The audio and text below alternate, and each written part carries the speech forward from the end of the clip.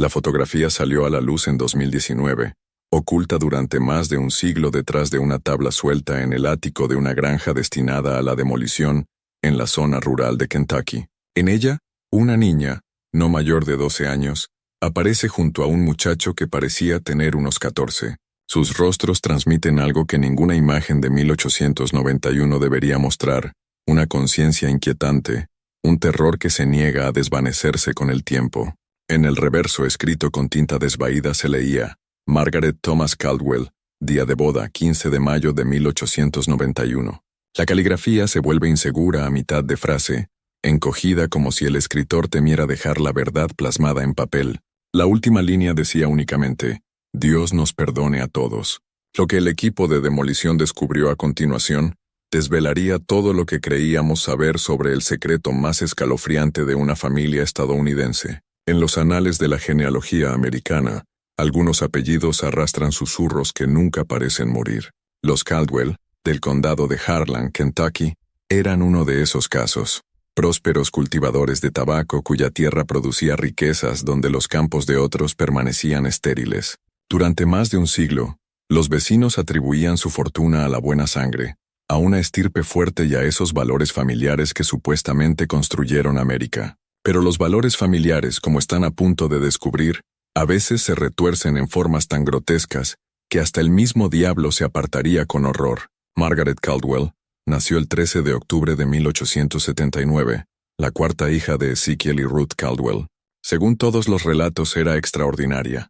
Leía con fluidez a los 4 años, resolvía problemas matemáticos muy por encima de su edad, y mostraba una comprensión casi sobrenatural del mundo natural que la rodeaba. Habilidades como las suyas deberían haber sido una bendición, un don para ser celebrado. En cambio, la marcaron para un destino que la ciencia moderna aún lucha por explicar. Cuando los genealogistas contemporáneos trazan el árbol familiar de los Caldwell, aparece un patrón escalofriante. Generación tras generación, los matrimonios no se formaban a partir del amor entre desconocidos, sino de líneas de sangre entrelazándose una y otra vez, primos que se casaban con primos, segundos primos uniéndose, y a veces uniones tan enredadas que, incluso hoy, determinar el parentesco es una pesadilla vertiginosa de ramas superpuestas. Esto no fue un accidente, sino un plan deliberado. Ezekiel Caldwell dejó registros meticulosos, diarios conservados en un baúl enterrado bajo el cementerio familiar. Su caligrafía, precisa e inflexible, relata lo que él llamaba la preservación de la línea. Con la convicción de un fanático religioso, Ezekiel creía que la sangre de los Caldwell portaba algo raro, algo extraordinario que se debilitaría y se perdería para siempre si se mezclaba con forasteros. Sus diarios hablan de niños nacidos con habilidades inexplicables. El hermano mayor de Margaret podía predecir el clima con meses de anticipación con una exactitud inquietante. Su hermana Ruth, según se decía, era capaz de detectar agua subterránea con solo caminar sobre la tierra. Y su primo Thomas era diferente aún. Ezekiel escribió que poseía la visión que atraviesa el velo entre los mundos.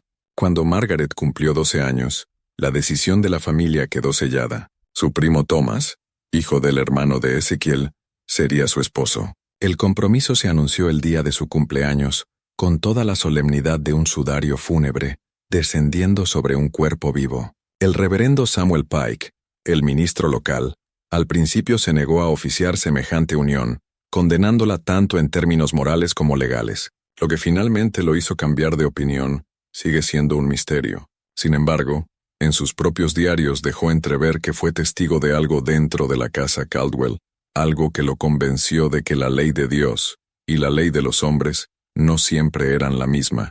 Las propias palabras de Margaret sobreviven en un diario hallado junto a la infame fotografía de la boda. Con la delicada y cuidadosa escritura de una niña forzada a convertirse en mujer, relató los meses previos a su matrimonio. Sus entradas revelan a una muchacha atrapada entre el terror y la resignación. Escribió sobre sueños extraños en los que se veía como una anciana, rodeada de hijos cuyos rostros se desdibujaban y desaparecían al despertar. Describió conversaciones inquietantes con Thomas, quien hablaba de personas que nunca había conocido y de lugares que jamás había visto, como si una parte de él existiera fuera del flujo ordinario del tiempo. El 15 de mayo de 1891, el condado de Harlan amaneció con un frío intempestivo que se cernía sobre la tierra como un sudario de muerte. Según testimonios recogidos décadas después por un historiador local, la boda no tuvo lugar en la iglesia del pueblo. En cambio, se celebró en lo más profundo de las tierras de los Caldwell, en un claro apartado que la familia llamaba el Bosque Sagrado. El Bosque Sagrado no se parecía a ningún otro lugar del condado de Harlan. Los árboles crecían formando círculos perfectos, y sus ramas se entrelazaban en lo alto, hasta crear una catedral natural que parecía existir fuera de las leyes ordinarias de la naturaleza. El relato del reverendo Pike sobre la ceremonia, hallado entre sus papeles tras su muerte en 1923, describe sucesos que desafían todo lo que creemos saber acerca de la realidad. Escribió que la niebla matinal nunca se levantó del claro, que los pájaros guardaron silencio en el instante en que comenzaron los votos, y que el aire mismo se espesó, hasta que cada respiración se sintió como un esfuerzo doloroso. Lo más perturbador de todo fue su descripción de los novios. Margaret y Thomas se movían durante la ceremonia como si estuvieran hipnotizados, pronunciando sus votos con voces que parecían resonar desde un lugar mucho más profundo que sus gargantas, como si hubieran sido prestadas de otro reino. El banquete de bodas que siguió no fue menos inquietante. Se prolongó durante 3 días, aunque ninguno de los invitados pudo explicar después a dónde había ido a parar el tiempo. Recordaban moverse como si atravesaran miel, pensamientos lentos, cuerpos pesados, la realidad misma doblándose. Varios juraron haber compartido los mismos sueños durante aquellas noches, visiones de la sangre Caldwell, extendiéndose no solo hacia atrás, a través de incontables generaciones, sino también hacia adelante, hacia un futuro en el que sus descendientes caminaban por un mundo irreconocible, un lugar que no guardaba semejanza alguna con las montañas de Kentucky que conocían. Las anotaciones de Margaret en su diario, escritas la noche de su boda, siguen siendo los documentos más sobrecogedores de toda la colección. Relató cómo se observaba a sí misma desde fuera de su propio cuerpo, contemplando a una muchacha que tenía su mismo aspecto, pero que se movía con la seguridad de una mujer mucho mayor.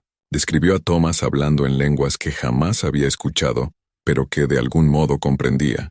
Él le habló del hijo que engendrarían, un niño destinado a llevar adelante el legado que había sido cultivado en la sangre Caldwell durante generaciones. En el plazo de una semana, Margaret estaba encinta. En el plazo de un mes, el Dr. Coleman, el médico del condado que había asistido partos durante más de 2 décadas, se negó rotundamente a tratarla. Sus notas conservadas describen síntomas sin precedentes en los registros médicos. Un embarazo que avanzaba según su propio y extraño calendario, un cuerpo que cambiaba con una rapidez antinatural y un latido fetal que resonaba con armonías que ningún corazón solitario debería producir. El embarazo de Margaret duró exactamente 13 meses y 13 días, una gestación que debió terminar en tragedia, muerte fetal o algo peor. Sin embargo, no fue así. En lugar de debilitarse bajo la tensión de una gestación antinatural, Margaret se fortalecía con cada mes que pasaba, y su transformación fue presenciada por quienes la rodeaban con una mezcla de asombro y temor. Sus anotaciones en el diario de aquel periodo describen hazañas que ninguna niña de 12 años, ni ninguna mujer, debería haber sido capaz de realizar. Escribió sobre cómo levantaba muebles pesados que normalmente requerirían de 2 hombres adultos, cómo caminaba millas sin fatigarse y sobre visiones, fragmentos de acontecimientos que sucedían simultáneamente en lugares lejanos que jamás había visto. Al principio, la partera local, Essie Blackwood, una mujer con más de 30 años de experiencia asistiendo nacimientos en toda la región de los Apalaches, desestimó los relatos de la familia Caldwell como simples supersticiones de montaña. Ese escepticismo terminó tras su primera revisión en el 7º mes de embarazo de Margaret. En una entrevista concedida en 1954, cuando tenía 93 años, Blackwood describió lo que presenció como un embarazo que violaba todas las leyes naturales que conocía. La posición del niño no cambiaba gradualmente a lo largo de semanas, sino a veces en cuestión de horas. Más inquietante aún fue su reacción al mundo exterior. Movimientos que no se sentían como patadas involuntarias, sino como respuestas deliberadas, como si el niño no nacido estuviera comunicándose. Mientras tanto, Thomas también estaba cambiando. Los vecinos afirmaban haberlo visto deambulando por la propiedad de los Caldwell a todas horas, hablando con figuras que nadie más podía ver, señalando campos vacíos como si estuviera dirigiendo a trabajadores invisibles. Sus diarios de aquel periodo, escritos con una letra cada vez más inestable, repetían un único tema: preparar el camino, asegurar que el recipiente permaneciera puro. La evidencia más escalofriante, sin embargo, eran sus dibujos. Entre las páginas erráticas aparecían bocetos anatómicamente precisos del niño, que aún no había nacido, representaciones tan exactas que ningún padre debería haber sido capaz de realizar. Junto a esas imágenes había notas garabateadas en un lenguaje de símbolos, una escritura que lingüistas y criptógrafos modernos no han logrado descifrar. A medida que el embarazo de Margaret se extendía hacia su insólito segundo año, la extrañeza se filtraba más allá del hogar Caldwell y alcanzaba a todo el condado. El ganado comenzó a nacer con marcas inusuales que reflejaban los mismos símbolos que Thomas había dibujado. Pozos que llevaban décadas secos de repente comenzaron a manar agua. Residentes de todo el condado de Harlan informaban haber visto figuras luminosas moviéndose en el cielo nocturno, luces que no flotaban sin rumbo como las estrellas, sino que trazaban patrones deliberados que coincidían con el diseño exacto de la finca Caldwell. El Harlan County Herald, el periódico local, no publicó nada sobre estos sucesos, pero la correspondencia privada de su editor, James Morrison, reveló más tarde la verdad. Había sido presionado una y otra vez para guardar silencio respecto a los Caldwell y los fenómenos antinaturales que los rodeaban. Cartas comenzaron a llegar de familias prominentes de todo el condado de Harlan, suplicando al editor James Morrison que suprimiera cualquier mención de los Caldwell en el Herald. El miedo era palpable. ¿Qué era aquello que estaban tan desesperados por ocultar al mundo exterior? El nacimiento del niño tuvo lugar el 28 de junio de 1892, durante un eclipse solar total que sumió al condado de Harlan en una oscuridad antinatural exactamente a las 2:17 de la tarde. El parto de Margaret fue sorprendentemente breve. Apenas 3 horas para una muchacha tan joven que daba a luz por primera vez. Pero lo que emergió de aquella habitación desafiaría todo lo que la medicina del siglo XIX creía saber sobre la vida humana. El recién nacido, llamado Ezequiel en honor a su abuelo, parecía perfectamente sano a simple vista. 10 dedos, 10 pies, pulmones fuertes y los reflejos de un niño vigoroso.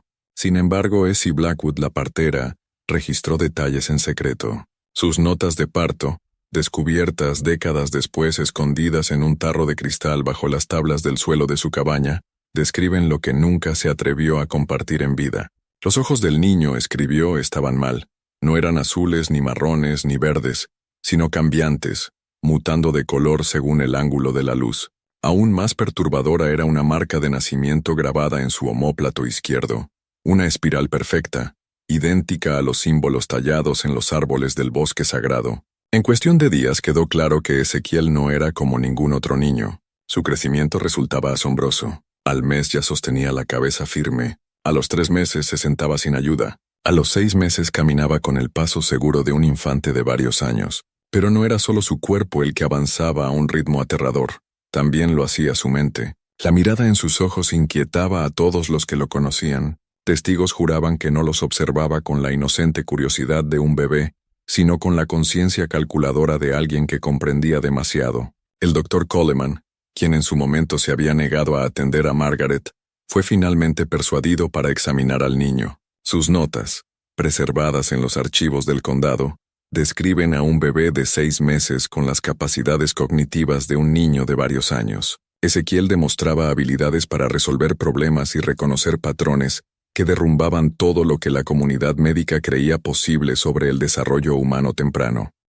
Cuando el doctor Coleman intentó presentar sus hallazgos a colegas en Louisville, fue discretamente disuadido de continuar con el asunto. Parecía que el estamento médico prefería borrar la existencia de Ezekiel Caldwell antes que enfrentarse a las implicaciones de lo que representaba. Mientras tanto, las entradas del diario de Margaret de ese periodo dibujan el retrato de una joven madre que luchaba por criar a un hijo que parecía pertenecer a otro mundo. Escribió sobre las tomas nocturnas en las que Ezequiel la miraba con unos ojos demasiado antiguos para el rostro de un bebé. Relató escenas que le helaban la sangre, descubrirlo sentado en silencio, como si mantuviera conversaciones con las esquinas vacías de la habitación. Lo más inquietante de todo eran sus observaciones sobre otros niños. En lugar de mostrar curiosidad o celos, reaccionaban con un miedo primitivo, rompiendo en llanto y escondiéndose cada vez que Ezequiel estaba cerca. Para 1894, las habilidades de Ezequiel se habían vuelto imposibles de ocultar dentro de los límites del condado de Harlan. Los rumores se propagaron, alcanzando círculos académicos a pesar de los esfuerzos de la familia por mantener el secreto. El doctor Harrison Blackwood, sin relación con la partera, pero un joven erudito de la Universidad de Louisville, llegó con credenciales en la naciente ciencia de la genética y cartas de presentación de colegas intrigados por las noticias de un caso extraordinario oculto en la Kentucky rural. Los primeros informes de Blackwood, que permanecieron en los archivos de la universidad hasta su misteriosa desaparición en 1967, catalogaban habilidades que desafiaban los límites conocidos del desarrollo humano. A los 2 años, Ezequiel resolvía ecuaciones matemáticas que desconcertaban a estudiantes universitarios. Demostraba una comprensión fluida, casi instintiva de las fuerzas naturales, como si el conocimiento fluyera a través de él sin necesidad de aprendizaje. Sin embargo, lo que más perturbaba a Blackwood no era el intelecto de Ezequiel, sino su influencia.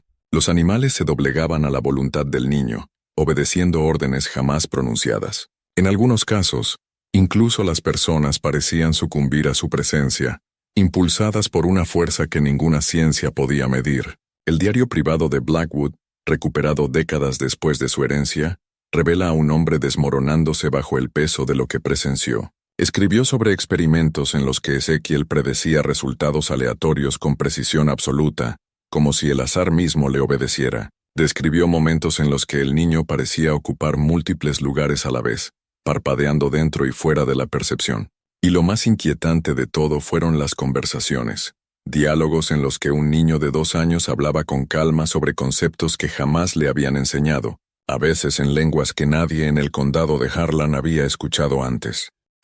Pero quizás el aspecto más inquietante del estudio de Blackwood no fue Ezequiel en sí, sino los cambios que observó dentro de la familia Caldwell. Señaló que Thomas y Margaret no parecían envejecer como las personas comunes, no más rápido ni más lento, sino en patrones que no lograba cuantificar. Los exámenes médicos revelaban anomalías fisiológicas. Sus cuerpos mostraban signos de ser, al mismo tiempo, más jóvenes y más viejos de lo que correspondía a su edad real. Aún más perturbadoras eran las muestras de sangre. Al ser analizadas, sus marcadores genéticos cambiaban entre una prueba y otra. Aparecían, desaparecían y volvían a manifestarse, como si su propio ADN existiera en un estado constante de flujo. La investigación terminó abruptamente en octubre de 1994. Blackwood registró en su diario una visita escalofriante de funcionarios a quienes describió únicamente como pertenecientes al departamento que no existe. Los hombres, de apariencia corriente y vestidos con trajes sencillos, ejercían una autoridad que no admitía rechazo. Le informaron que su investigación había sido clasificada bajo seguridad nacional. Sus notas fueron confiscadas, sus hallazgos suprimidos y el propio Blackwood fue reasignado discretamente a un puesto universitario en California. Allí pasó el resto de su carrera impartiendo conferencias sobre temas seguros y poco notables. En público nunca volvió a hablar de los Caldwell. En privado, en cartas y correspondencia, insinuaba que en realidad jamás dejó de pensar en ellos. Lo que siguió fue una eliminación sistemática. En 1895, los registros de propiedad muestran que la granja de los Caldwell fue vendida a un comprador anónimo. Para el censo de 1900 no quedaba rastro de Thomas Margaret ni de su extraordinario hijo. Sus nombres desaparecieron de los registros públicos como si nunca hubieran existido. Incluso sus tumbas, que se esperaban en el cementerio familiar, fueron halladas vacías durante la demolición de 2019. El análisis del suelo confirmó que allí habían reposado cuerpos, pero que en algún momento desconocido, fueron cuidadosamente exhumados. Y sin embargo, la historia no terminó con su desaparición. Las investigaciones genealógicas del siglo XXI han descubierto linajes que podrían conectarse directamente con los Caldwell originales, ahora dispersos en decenas de estados bajo nuevos apellidos. De manera llamativa, cuando los investigadores se acercaron a estas familias, encontraron una negativa casi universal a hablar de su ascendencia. Más intrigantes aún son los informes de consejeros genéticos modernos que han identificado individuos portadores de marcadores de ADN que la ciencia no puede explicar, marcadores inquietantemente similares a los registrados por primera vez en la sangre de los Caldwell hace más de un siglo. Estas anomalías genéticas, secuencias que no cumplen ninguna función biológica conocida, persisten a lo largo de generaciones con una consistencia inquietante. La doctora Sarah Chen, genetista en Johns Hopkins, ha estudiado estos casos y publicado artículos redactados con extrema cautela, muchos de ellos fuertemente censurados y circulando únicamente en círculos académicos. Sus hallazgos sugieren la existencia de variantes genéticas cultivadas deliberadamente a lo largo de generaciones. En raras conversaciones privadas fuera de registro, ha hablado en términos reservados sobre genética heredada y evolución intencional, conceptos que insinúan posibilidades que la mayoría de los científicos se niega a reconocer. Y luego está la fotografía, la imagen que dio inicio a toda esta investigación. Ese retrato perturbador de Margaret, de 12 años, de pie junto a su primo esposo adolescente, ahora se encuentra en una colección privada. El propietario actual insiste en mantener el anonimato, pero el análisis digital ha revelado detalles inquietantes invisibles al ojo humano. Sombras que caen en direcciones imposibles, elementos del fondo que cambian sutilmente según el ángulo de visión, y lo más escalofriante de todo, al ajustar el contraste aparecen siluetas tenues de figuras adicionales acechando justo fuera del encuadre. Más extraños aún son los destinos de la cuadrilla de demolición que descubrió los documentos Caldwell en 2019. 3 de los 4 hombres afirman ahora sufrir sueños recurrentes. Cada uno describe caminar por el bosque sagrado, ya cubierto de maleza, y encontrarse con una familia que luce exactamente como los Caldwell. Las figuras, dicen, siempre pronuncian las mismas palabras. Estamos esperando. Esperando, aseguran a alguien cuya llegada completará un proceso puesto en marcha hace más de un siglo. El cuarto miembro del equipo se negó a dar detalles. Lo único que dijo fue, algunas familias nunca mueren realmente, solo aprenden a esconderse mejor. Los registros telefónicos revelaron más tarde que había realizado varias llamadas a una granja en Montana, una propiedad registrada discretamente bajo el nombre Caldwell. La verdad sobre lo que la familia Caldwell intentó preservar en su linaje quizás nunca se conozca por completo, pero la evidencia sugiere que, dispersos por toda América, ocultos en pequeños pueblos y comunidades rurales, los descendientes podrían seguir portando este legado genético. Niños que crecen demasiado rápido. Niños que saben cosas que no deberían saber. Niños cuyo propio ADN podría ser el eco de un experimento iniciado en los oscuros valles de Kentucky hace más de un siglo.